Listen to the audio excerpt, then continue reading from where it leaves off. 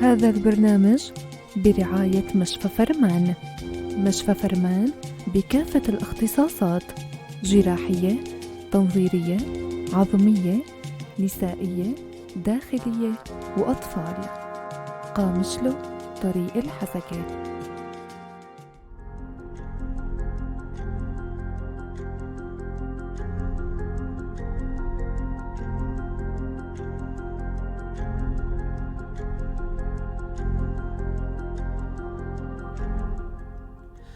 مساء الخير لكل متابعينا ومستمعينا، مستمعي إذاعة بوير اف ام على الموجة 103.5.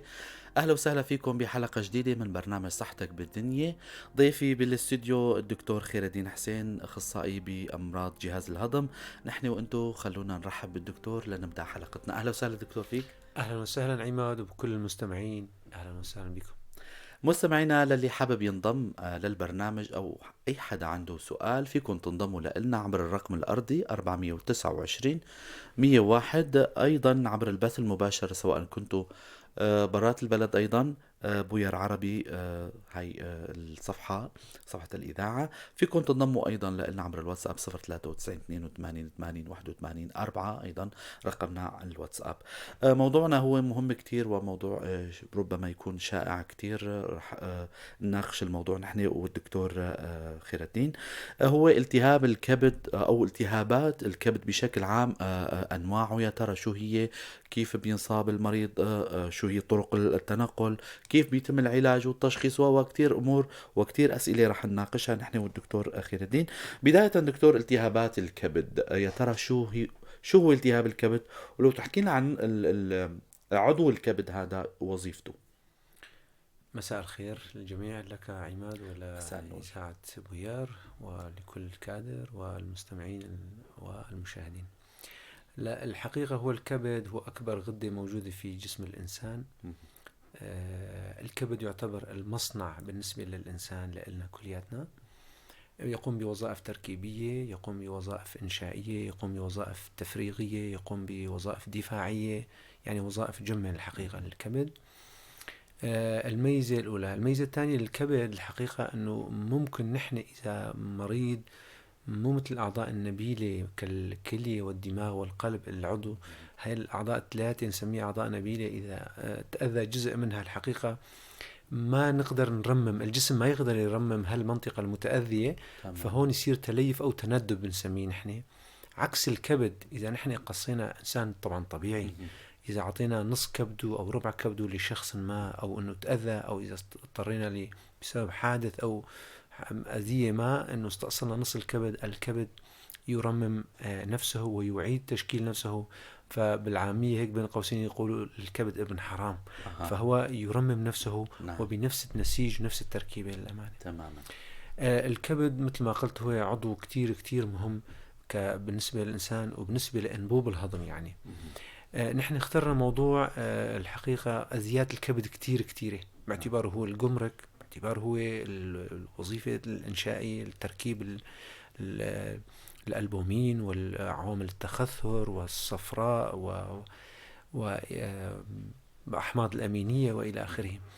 فنحن اخترنا الموضوع اللي يهمنا كتير كتير لبلدنا لمحافظتنا.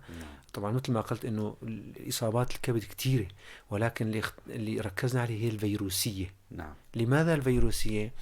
منطقتنا محافظتنا محافظة الحسكة موبوءة بالفيروس بي، بين قوسين اللي نحن متعارف لدى العالم او لدى الناس باسم العامل الاسترالي، اما بالنسبة لنا هو الفيروس بي. نعم. التهابات الكبد الفيروسية عبارة عن مثل أي التهاب في الجسم. شخص أصيب برشح، شخص أصيب بالتهاب في رجله، في العضلة القلبية، أو في التهاب سحايا أو التهاب دماغ، النسيج الكبدي يتأذى. فالأذيات الكبدية نحن في أذيات خلوية وفي أذيات ركودية. نحن اللي يهمنا هي الأذيات الفيروسية. الآفات ليش اخترنا الفيروسات؟ وليش مثلا هي اسمها التهابات الفيروسية؟ لأن إلا ألفة إلا محبة لنسيج الكبد هالفيروسات هاي، فلذلك تؤذي الكبد للأمانة. نحن بالعادة نقسمهم بحسب الأحرف اللاتينية من ال A إلى H A B C D E F G H. هل هي اللي هي أسماء اللي نسميها هاي الفيروسات، مثلا الفيروس A، الفيروس B، الفيروس C. أشيع فيروسين موجودين بمحافظتنا هن ال A وال B. البي باعتباره أنه بيعمل آفات مزمنة فهو أشيع شيء بالإزمان، إنما التهاب الكبد لا يسبب إزمان في الخلية الكبدية ولا يسبب التهاب كبد مزمن على الإطلاق.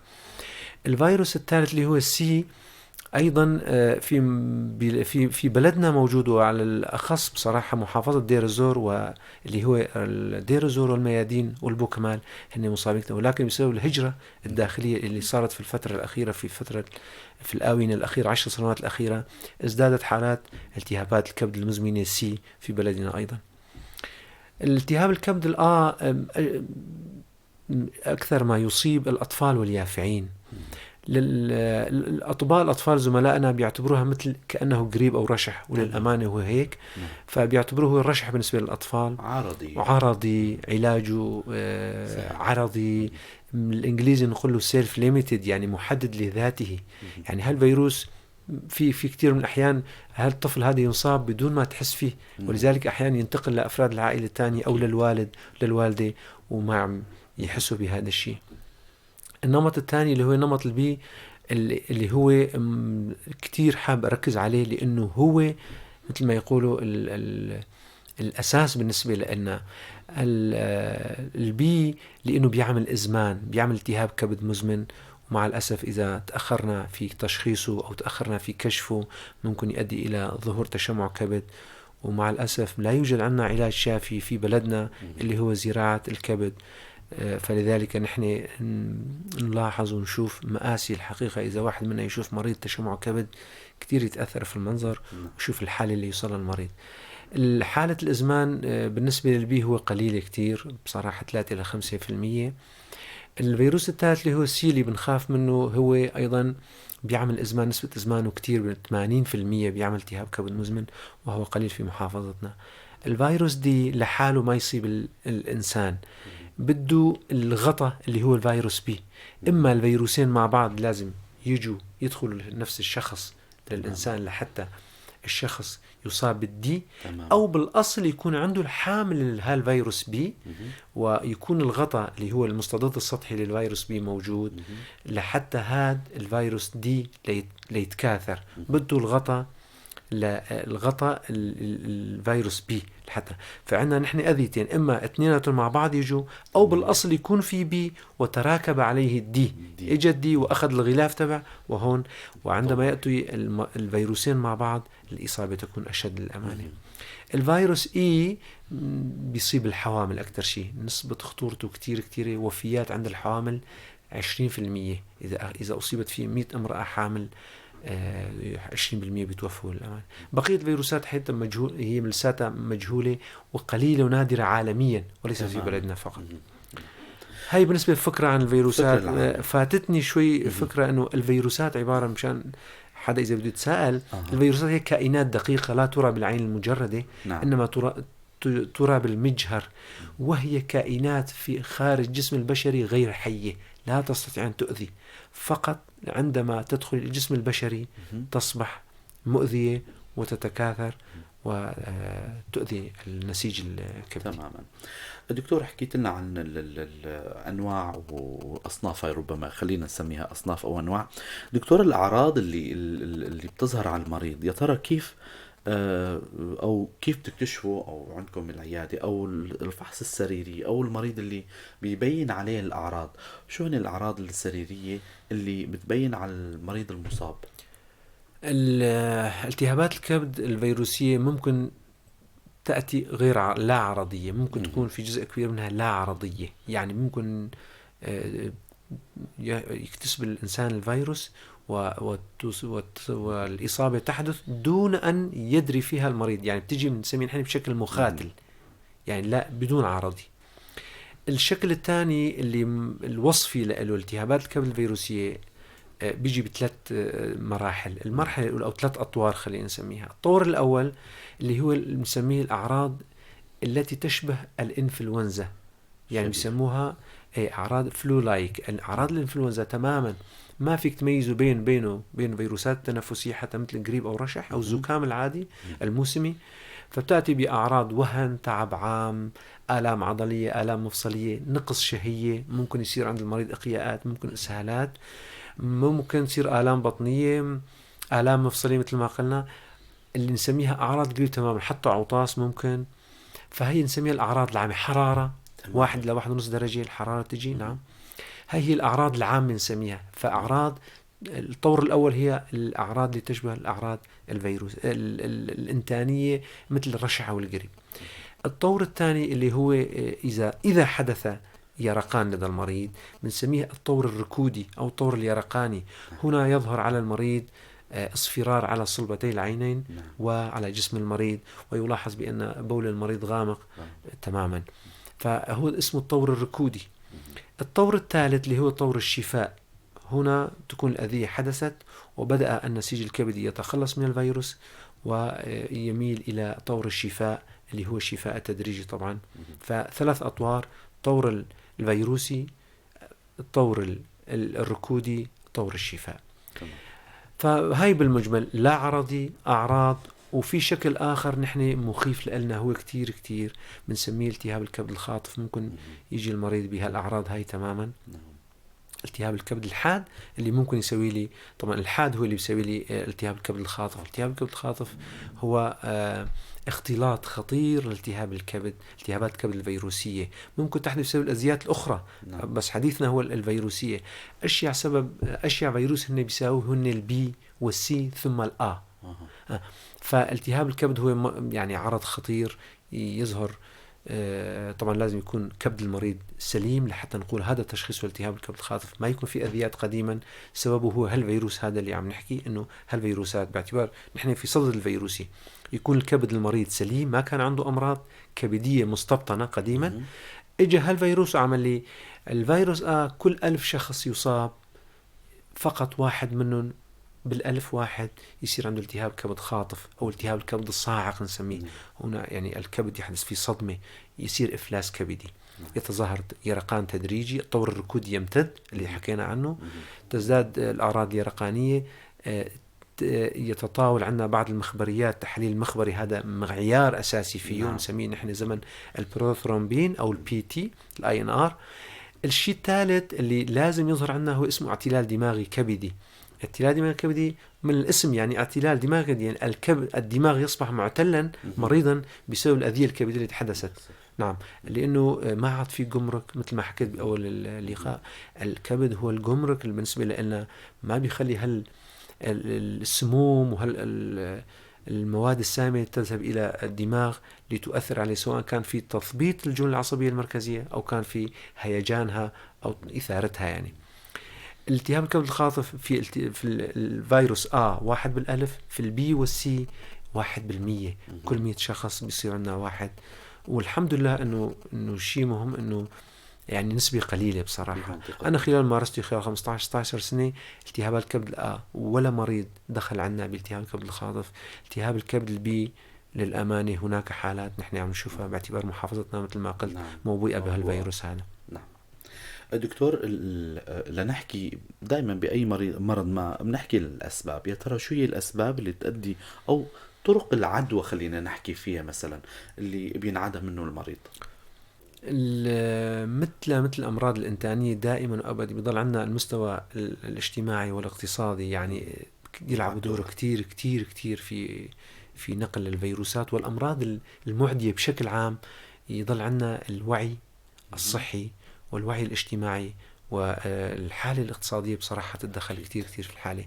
التهاب الكبد ينتقل عن طريق الأطعمة والماء الملوث، لا ينتقل بشكل نادر جدا جدا غير مذكور عن طريق الدم الحقيقة، إنما عن طريق الماء والطعام الملوث. هالفيروس موجود في ماء ملوث، عائلة شربت منه أو قرية شربت منه أو ناحية أو منطقة شربت منه، فبصير عندنا بعدين حالة بنسميها نحن وباء. يعني صار وباء، حالة مثل ما يقول تفشى الإنسان بصورة ما كانت موجودة، يصير عندنا حالة وبائية.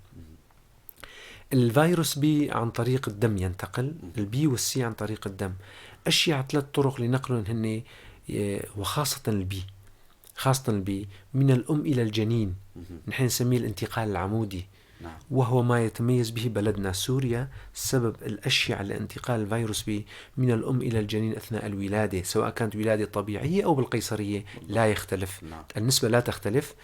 إنما وكيف دكتور هيك؟ لأنه المريضة هاي ما بتعرف أنه هي حاملة لها الفيروس ولا لا، لأنه الأغلب المرضى اللي يحملون الفيروس به لا عرضيين الحقيقة.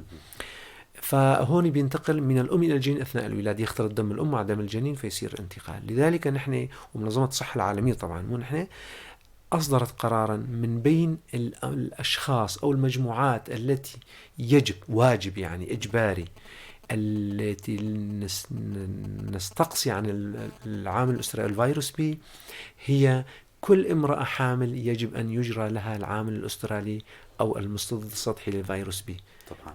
لكي نوقي الجيل الذي يأتي، لأنه ما عاد في عنا غير أن نعطي اللقاح، زائد اللي انصاب بالفيروس وحمل الفيروس صعوبة لنتخلص منه الفيروس بي، لأنه يدخل إلى ضمن الخلية الكبدية، وفي مستضد منه بصراحة يدخل بنواة الخلية الكبدية.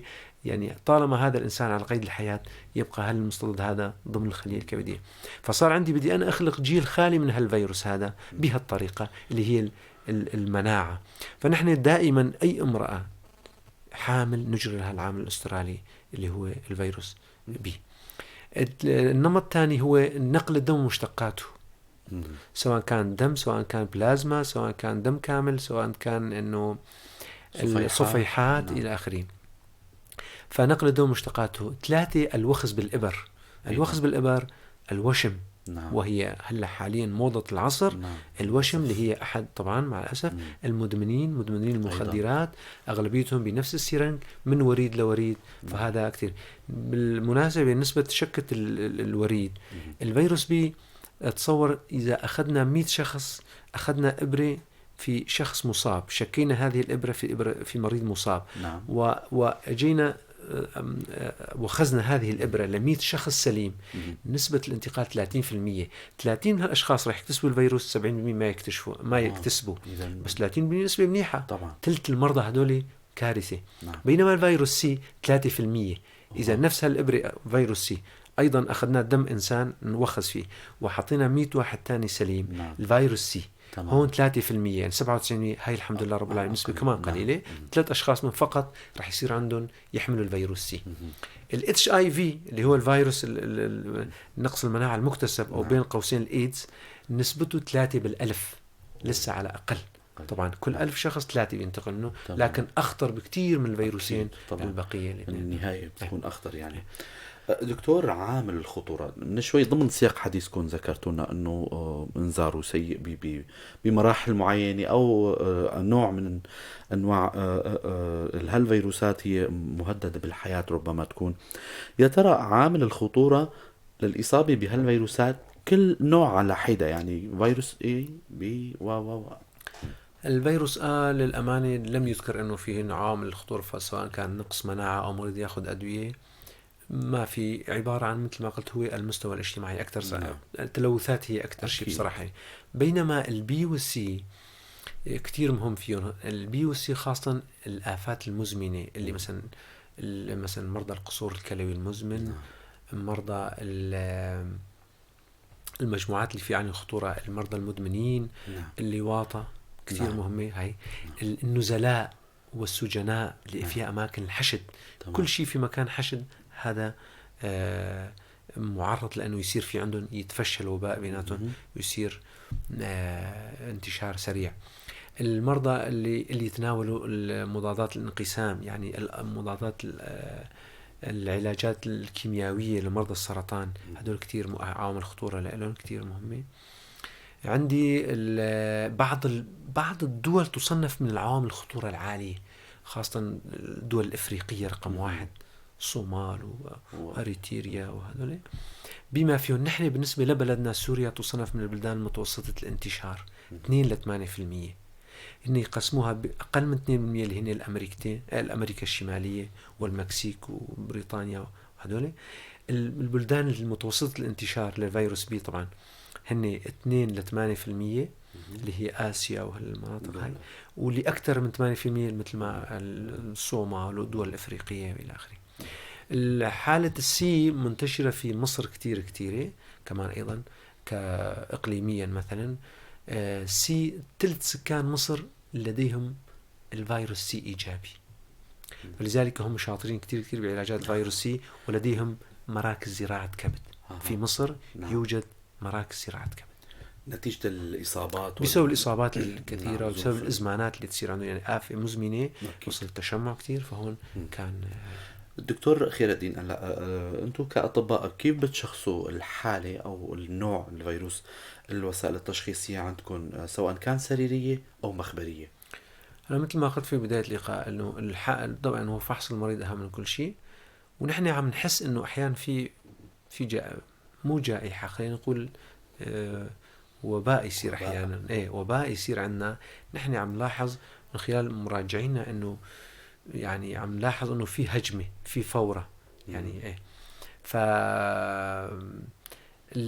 حسب الأعراض مثل ما قلت لك بصراحة، نحن دائما نميز كل الأعراض اللي عم ذكرتها، هي ممكن نشوفها بالآفات الإنتانية كلياتها. الرشح مشابهة، التهاب الكبد، التهاب اللوزات، الحمى التيفية، الحمى المالطية، بيجوا أعراض مشابهة تماما. هلا ممكن أنا في بعض الأحيان أعتبر أنا أو أحد زملائي وحتى بعض الأخوة المراجعين يعني هن يفكروها يعني يلا قريب ورشح، وبالفعل يشفى المريض بدون يشخص.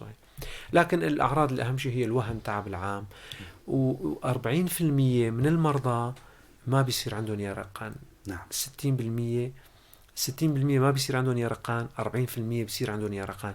لما بيصير يرقان في صلبة العينين ويصير البول غامق، المريض عم يشخص حاله الأغلبية، حتى هن عم يشخصوا. ونحن كمان كأطباء نتوجه إنه أخي هذا المريض هو مريض يرقاني على الأقل. بنطلب تحاليل، بنثبت في تحاليل بسيطة وماخذ تحاليل SGBT. أغلب العالم ما شاء الله بيعرفوا بس هن يقولوا نسبة الصفار عنده. هاي معلومة شوي هيك خاطئة. نسبة الصفار نحن مو هذا هو النسبة اللي نحن نعتمد عليها في أذية كبدية حادة. هي بصراحة ال SGBT اللي هو التهاب الكبد، اللي بيدلني على الأذية الكبدية. فمثلا الخمائر نحن نسميها خمائر الكبد، اللي العالم تعتبرها صفار. خميرة الكبد إذا كانت فوق 10 أضعاف، هنا نحكي في الأذية الكبدية الحادة. يعني فرضا هي القيمة القصوى لها 40، لما يصير فوق 400 بنسميه أذية كبدية حادة. لكن يجيك أحيانا مرضى يا دكتور والله عندي أبو صفار ابني كذا، ايش قد يا ماما عنده 50-60، قول ماما هاي التهاب كبد لا تخافي. فهون التحليل البسيط اللي يثبت لي إنه هاي أذية كبدية حادة. نحن في صدد الفيروسات طبعا بقية الأسباب كمان تعمل نفس المعيار لتشخيصه إنه أذية كبدية حادة، إنما الفيروسي نحن بيعتبره موضوعنا ففوق 10 أضعاف هو مثبت للتشخيص منها. ثانيا البيليروبين اللي هو اللي نحكي فيه للصفار. البيليروبين نحن نطلبه كأطباء مو مشان الأهل. نحن أي التهاب كبد سواء كان A B C D ولا أي واحد منهم، لما لا يتجاوز 10 ملغرام عند الستين أنا في أمان، ما بخاف تماما. وبنطلب تحليل تاني أيضا اسمه هو الوظيفة الإنشائية التركيبية للكبد، اللي هي أول علامة من علامات فشل الكبد، أنه دليل الكبد متأذي، اللي هو البروترومبين تايم، يعني الوظيفة التركيبية لوظائف التخثر. نحن لما هالتحليل هذا ينخفض، يعني النسبة المئوية أو أنه INR يرتفع على حد معين، صرنا نخاف نحن. ولما يصير عندي البيليروبين اللي هو الصفار اللي نحكي فيه، اللي هو اللون اليرقاني اللون الأصفر فوق 10، هذا بيصير بيخوفني. لذلك هون بنعطي لحالنا انذار محتفظ به لنا كأطباء، نضل نراقب المريض، وعند ثبات وعند هذا الرقم أو يبدأ بالنزول، فهون أنا أبلش بأنه أنا أطمئن طبيا أنه هذا المريض دخل بطور الشفاء. تجاوز الطور الركودي، بلش بطور الشفاء. تمام دكتور. وإذا وصلنا لمرحلة العلاج كيف بيكون يا ترى؟ العلاجات مشان المستمعين أيضا يطمنوا أنه أي من الأصناف أو الأنواع الالتهابات هاي العلاج متوفر، إن عنا موجود الأطباء، الإمكانات مثلا خلينا نقول أنه الكفاءات موجودة مثلا. تحكينا عن العلاج بمنطقتنا. بالنسبة لثلاث فيروسات رح باعتبار عالميا أيضا 3-4 فيروسات هن الفيروس الرابع اللي هو دي أيضا هو نفس العلاج تبع البي. نعم. الفيروس هو علاج عرضي. يعني علاج عرضي شلون بدنا نحكي؟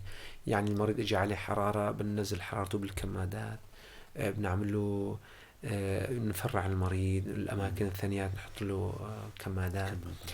بجميع في شيء متفق عليه بجميع التهابات الكبد الحادة بنعمل راحة تامة للمريض. تمام. راحة تامة يعني في السرير. تمام. ممنوع المريض يتحرك، يعني عشان ما يصير جهد. اسمه راحة تامة في السرير تماما. بدك انت تكون مرتاح. الراحة التامة في السرير وسهر ما بدي، هدول شغل اثنين بعد ما نشخص. ايوه الارهاق.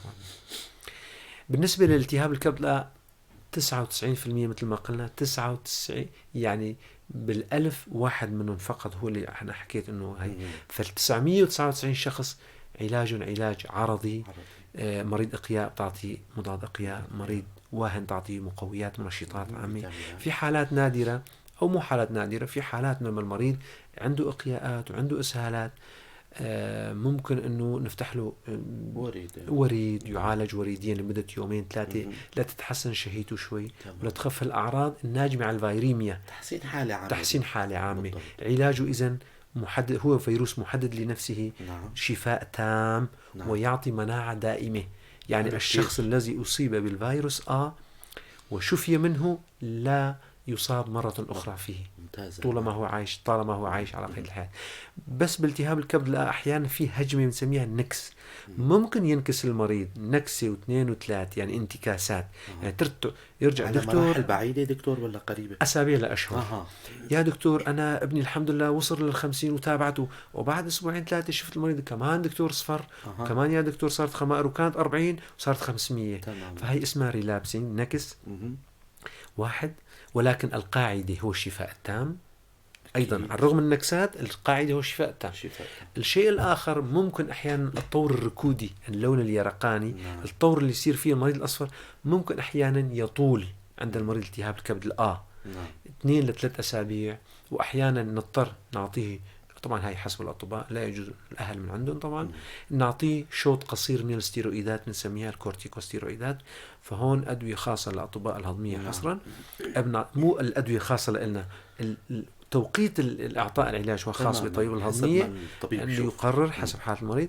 فهنا يعطيه لمدة أسبوع إلى 10 أيام لأسبوعين ممكن تعطيه كورس من الستيرويدات لتساعد على تحسين الوظيفة الإفرازية للخلية الكبدية. الالتهاب الكبد الآن ممكن يصير مرافقات كمان. خلينا ننوه لهالشيء بصراحة. ممكن يصير التهاب عضلي قلبية، ممكن يصير التهاب معدة ومع حاد، ممكن يكون يصير التهاب سحايا، ممكن يعمل لي التهاب عضلي قلبية، اضطرابات نظم لا سمح الله، تسرع، بطء إلى آخره. التهاب سحايا ممكن يعمل لي الكبار بالعمر دكتور؟ الصغار في العمر، الأطفال أغلبيتهم واليفعان الأقل من 12 سنة.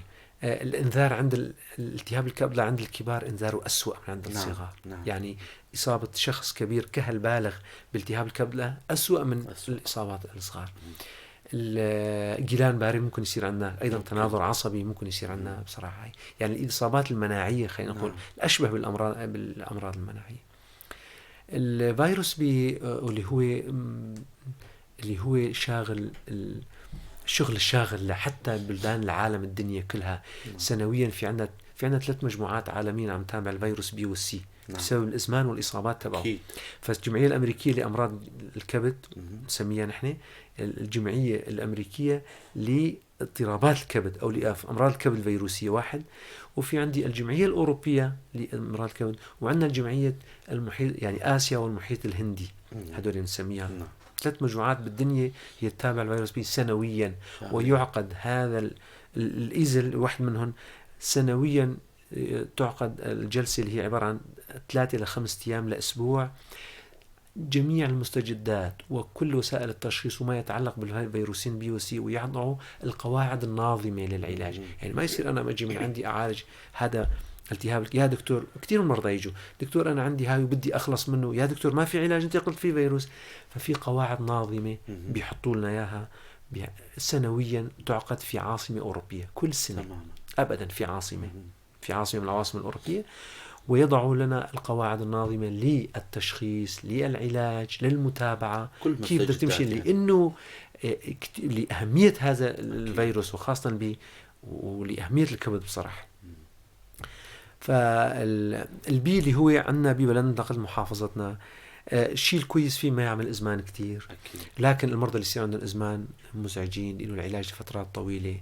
بس صار عنده إزمان صار في صعوبة تتخلص من هذا الفيروس، لأنه الفيروس يدخل الدي ان اي تبع الفيروس يدخل ضمن الدي ان اي تبع البشر، يعني ضمن الخلية الكبدية. ويصير يجول في الدوران، ويصبح هذا الفيروس موجود في اللعاب، موجود في التعرق، موجود في السائل المنوي، موجود في سائل عند المرأة، موجود في التعرق، موجود بالبول، بياخد مجده، يعني بياخد مجده. موجود يتوضع في العقد اللمفاوية، أي مكان يحب يروح يقعد فيه الفيروس، ويجول في الدم أيضا.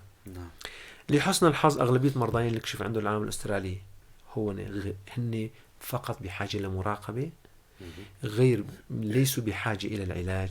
بنشوف كل مريض، لذلك كل مريض بتذكروا أو اللي يسمعنا، أي مريض لإلنا عم يجي راجعنا لإلي أو لزملائي الهضمية، إنه نحن نحطه تحت المراقبة ونقول له كل 3 شهور أو كل 6 شهور هيك بدك، كل سنة بدك هاد، كل سنة بدك صورة إلى آخره، مشان نحن نعمل مثل ما نقول نحن نعمل سد منيع ضمن إنه هالفيروس صحيح بالدوران هو بالدم، لكن ما نخلي يأذي لنا الخلية الكبدية اللي هي غالية علينا. لما يصير تليف ويتخرب الكبد ما عاد في لنا بديل له مع الأسف. التهاب الكبد لما يصيب الباقي خاصة كل ما كان بعمر بكير، وكل ما كانت الإصابة بعمر صغير، كل ما كان الإنذار سيء، كل ما كان إزمانيته أكثر، يعمل له إزمان أكثر. فعند الأطفال مثلا صغار نسبة الإزمان 80%، عند الأطفال بعمر 5 سنوات شيء 50%، عند البالغين لما يصيب الإصابة وأنت بالغ يصيبك هالفيروس 3 إلى 5% فقط لا غير. نسبة قليلة. أي نسبة قليلة كتير كتير. ونسبة التخلص العفوي، التخلص العفوي، الجسم يتخلص من هذا الفيروس بالنسبة للفيروس بكتير قليل، 3 إلى 5 بالألف. يعني سنويا كل 1000 شخص عنده 5، نسبة قليلة جدا. حتى بالأدوية الحديثة اللي هلا هي مضادة لانقسام الفيروس، يعني نثبط تكاثر تسلسل الفيروس، مع الأسف ما تقدر تطرح أكثر من 5%. ولذلك نحن لما نعطي يقول يا دكتور ما تعطيني دواء، نقول يا ماما أو يا أخي هذا الدواء صمم لعلاج التهاب الكبد وليس لطرد الفيروس من الدم، ما يقدر يطرد الفيروس. تماما. أكيد. دكتور، قبل ما نختم حلقتنا بتدابير وقائية، في الأخت أو الأخ أحمد قامش له بعت على الفيسبوك إنه عم يعاني طبعا من فتق حجاب حاجز عنده. ما بعرف إذا في الموضوع هو ربما شوي خارج عن الموضوع، ولكن إذا الدكتور فينه يجاوب الأخ أحمد. هو عنده مشكلته عنده فتق بحجاب الحاجز. بعد أكثر من رسالة بصراحة، هي عم يقول إنه دكاترة هون بألمانيا، ربما ساكن بألمانيا، إنه معي فتق بالحجاب الحاجز، وقبلها كان معي بكتيريا ملوية بوابية ودائما تحترق معدتي، وعندي ارتجاع المري، وصار لي فترة عم يصير معي بلغم سميك، ويقولوا لي إنه المعدة. شو نصيحتك دكتور؟ لا، هو عنده شغلتين أحمد القلص المرئي المعدي هذا بحث خاص لحاله، والجرثومة الهليكوباكتر بايلوري الملوية البوابية أيضا موضوع آخر. والحقيقة هالموضوعين اثنين شاغلين العالم هلا أكيد، ونسبة عالية خاصة البدانة، وهو الموضوع الكتير كمان شاغل العالم. البدانة إلى دور طبعا في الفتق الحجابي الانزلاقي، هو عبارة عن مرض مكتسب، مشان أحمد ما يفكر ما هو مرض وراثي، مرض مكتسب، يعني نتيجة العمر عم يصير تقدم بالعمر. نسبة لا بأس فيها موجودة عند الناس ب 10 ل 15%. قلص مرئي معدي، فوهة الفؤاد بدل ما تمرق بس لتحت، عند هيك أشخاص بتمرق وبتطلع لفوق. المرئي محتواه قلوي، نعم. بينما المعدة محتواها حامضي. أسيد يعني. نعم. عند أحمد والمرضى اللي يشتكوا من هالشغلات، الأسيد بيطلع لفوق. فيوم 2 3 4 5 بيعمل لي التهاب أسفل المري، وبيعمل لي تضيق بأسفل المري، وبصير عندي، ولما بسبب ارتخاء الأربطة اللي موجودة في الحجاب الحاجز وتربط المري، وزاوية هس بتكون الزاوية عندهم ضعيفة، هل زاوية هاي بترجع زائد الأربطة بترتخي شوي، فصار عندي جزء من المري هو بطني 1.5 سنتي من المري عند الإنسان. أغلبية المري هو الصدر في الصدر موجود. نعم. انما 1.5 سنتي موجود في البطن، هالقسم هذا بيطلع لفوق وبيعمل لي نقطة فوق الحجاب الحاجز، صار اسمه فتق حجابي انزلاقي. فهون صار الفوهة قاصرة، ما لا تعمل كما هي، ضعف في مقويتها. مثل انت شادد شيء وبعدين هالشيء عم يرتخي، فهذا الحموضه هي تطلع لفوق، تعمل التهاب اسفل المريء والا مشاكلها. ولا سمح الله ما بدنا نخوف احمد، ولكن مستقبلا تعملي افات اسفل المريء. لكن والتشخيص يكون باجراء تنظير هضمي علوي. واثنين، في شيء اسمه متوفر بالمانيا اذا عم يسمعني، اسمه مانومتري اوف ذا اسوفيغوس، يعني قياس ضغوط المريء. قياس ضغوط المريء هذا بياخذ لي قياس المعصرة تبعت المريء انه فيها ضعف، زائد انه حركات المريء كويسة.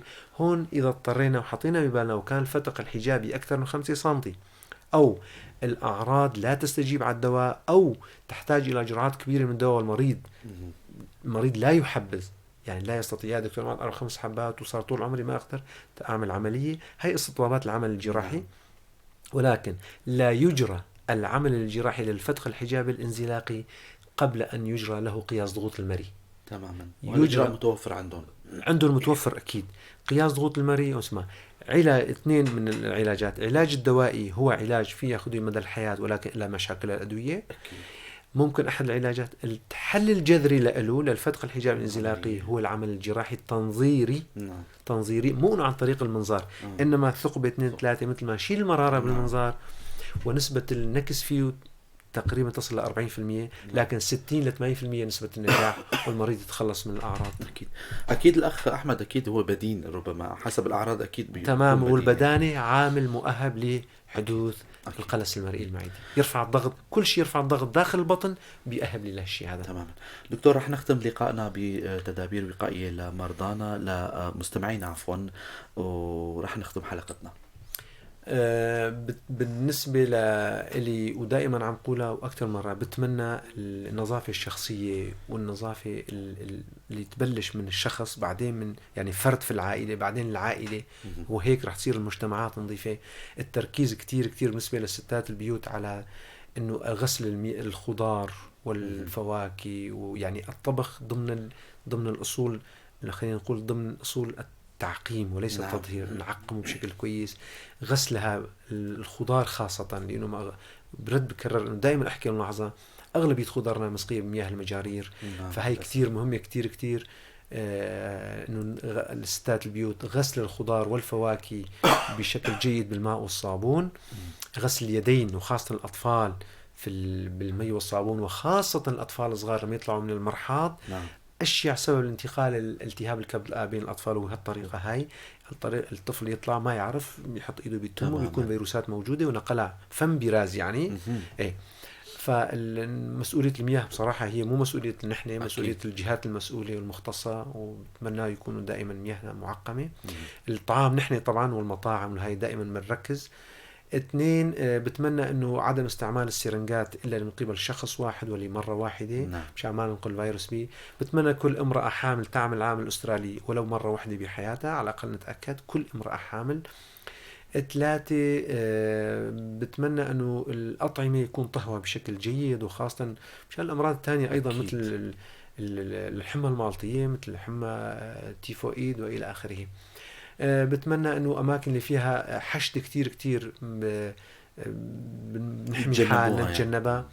بتمنى انه يصير فحص دوري للعمال المطاعم والمسابح وهدول الشغلات كمان، اللي عنده عامل استرالي بنشيله من هالمكان. طبعا ممكن نحطه بمكان اداري اخر، ما نفصل هذا الزلمه، ما نحرمه من لقمه العيش، ولكن دائما ابدا نحط له بمكان اداري اخر، مو اماكن هو ينقل هذا المرض.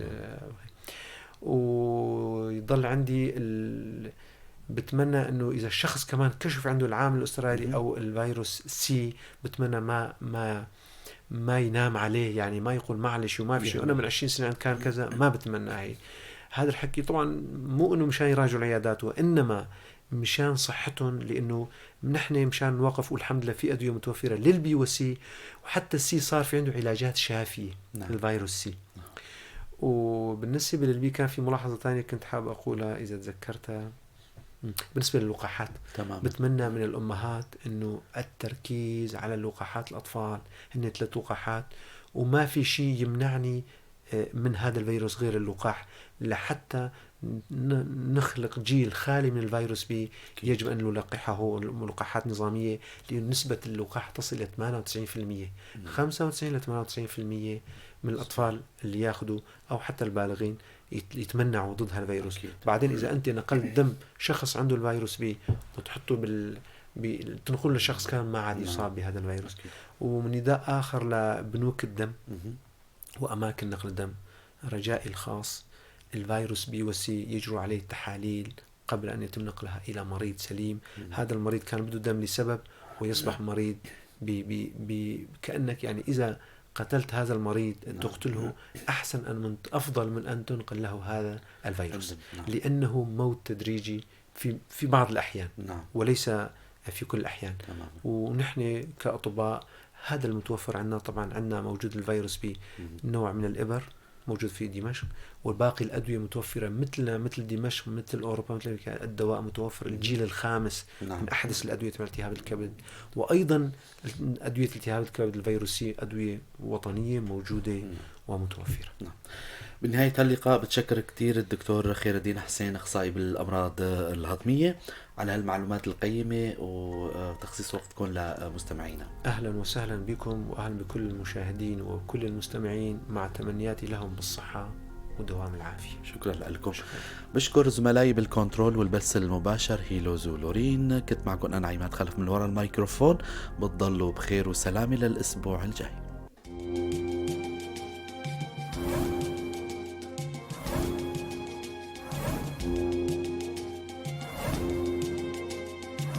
هذا البرنامج برعاية مشفى فرمان. مشفى فرمان بكافة الاختصاصات: جراحية، تنظيرية، عظمية، نسائية، داخلية وأطفال. قامشلو، طريق الحسكة.